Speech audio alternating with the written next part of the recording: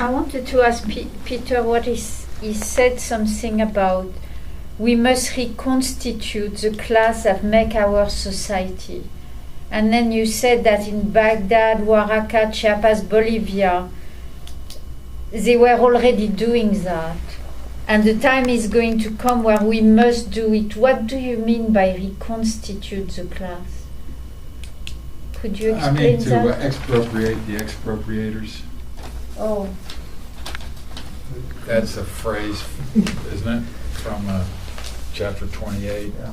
Could you be a little more specific? So what can we, in which way do you see this? The capitalist class. Okay, so now what is the capitalist class? No, but you say we must reconstitute. So you have these different classes in relationship to each other. Karl Marx shows what is the relationship of the capitalist class to the proletariat. He says that the proletariat, you look at his chapter 25, he says you have to look at the composition of the proletariats between the reserve army and the active army.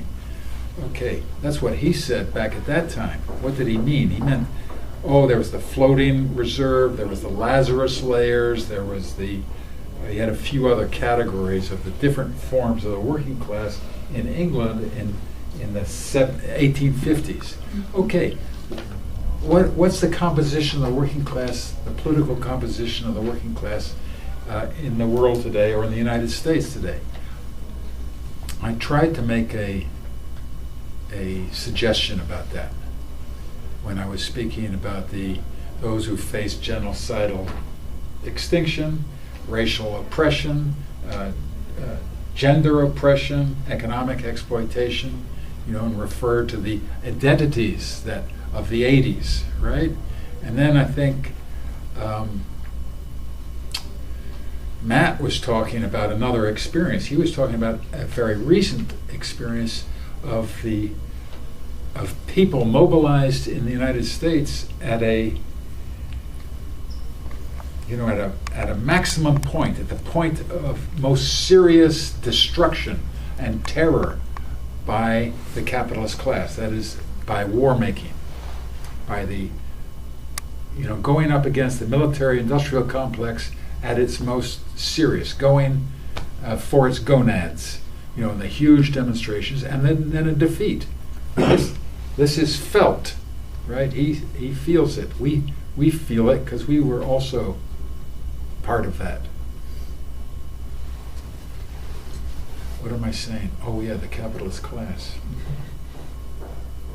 Well, I think it's time to start charging them with their crimes. It's time to start bringing them to an accounting for their deeds. I think it's a time for reparations for harm done. And this demand must be done. We must do this in the most serious way we can. I think who is responsible for the withdrawal of huge amounts of human capital from Detroit? Who is responsible for the destruction of a civilization in Cleveland? Is this like the Bertrand Russell tribunal somehow bringing the capitalist class to the dock? You said that. To me, it's Magna Carta, when it's calling for reparations and the return of the forest. I mean, I think there'll be many, many views about this, but I think we should start doing it. I mean, I think because otherwise it's just going to be the capitalist class to me, and I would like to have it a little bit more exact. Earlier I spoke about being grounded when it came to the working class. I think we need to be also grounded when it comes to the capitalist class. But I think we need, first of all, to charge them with crimes. We've got to change what law means. It just occurred to me today, what happened in the 70s was this horrible expression, law and order, which we've been suffering from ever since, as if there's only one order. I mean, when Paul was talking about the turkeys, you remember he talked about turkeys? Okay, he was referring to a time when there was a discussion of many orders. There's the Trotskyist order, there's many visions about how life could be. Right? then along came Law and Order, and it said there's just one. Yeah. And that, and the law goes with that. And many people say everyone's favorable to the law because many people believe that the law says, do as you would be done to. That's what they were taught. That law is mutual, is that security and mutuality. So this slogan, law and order, I think was very repressive, and we need to reassert many orders. And I think that's being done it's being done throughout. There are many orders. And I certainly think the discussion about sexuality has to do with many orders and new orders as well. Can I say something? No, I'm not. I just want to say one other thing about law. We also have to get to redo the law, and that's, Matt, that's where my scholarship has been headed. Nate, I'd love to hear what you had to say. Sorry for saying no about that. It appears to me, ever since the 1960s, like you were talking about with the different interest groups, how there's that massive discussion. These different interest groups, we kind of have a splintering effect. It's happened in history, with social history, but it appears to me that it's also happened in our society. So you have a number of different groups in the United States, anti-capitalist, anti-globalization, consumer, women's rights, gay rights. We have a lot of splintered groups that are, and I think there's a lot of people working hard within these groups. And maybe that's not as visible right now, but I think down the road it's going to be the coalescence of these groups and this what we call in history the synthesis of these kind of groups, realizing the things that they had in common before. That's going to present a real force to whether we want to call it a global force, a capitalist institution, or something. Maybe we'll come up with a different name. But that's where I'm hoping that it goes. I don't know.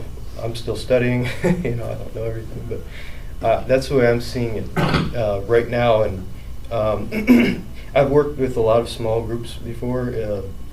Doing work with my brother in community gardens, helping underprivileged kids learn to read or something, going to a socialist or anti-war protest in Washington or something like this. But I think the various people that I meet and coming here, I think there's some interest that we need to develop with these splintered groups, and if we could do that, I think that'd be a real accomplishment. I wanted to say quickly about what Peter said, law and order, that in a way the young people reclaimed that by saying another world is possible.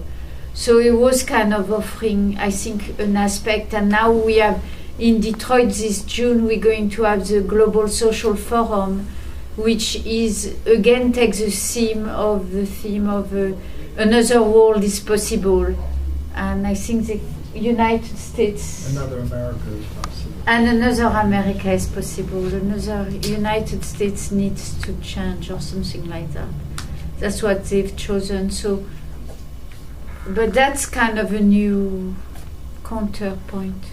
I think the point that you made is very interesting, and I think it also leads to a certain kind of paradox in that, so on the one hand you have all these different groups that are working on maybe single issues of their own, and that can lead to the what I think Peter mentioned about sort of the a vision of a multiplicity of visions, sort of let 1,000 flowers bloom kind of thing, that everyone working on their own projects, maybe the Trotskyists, Maoists, doesn't matter, they all bring something to the table. But at the same time, there's the danger that this sort of thing can, in a weird way, could become sort of like a consumerist, individualistic kind of thing. You walk into a supermarket and there are 19 different kinds of cereals and you make a choice, and likewise you walk into a campus and there are 19 different groups all competing for attention, and you make a choice as to I will fight for this issue. So there's that sort of danger of it losing the notion of the common. So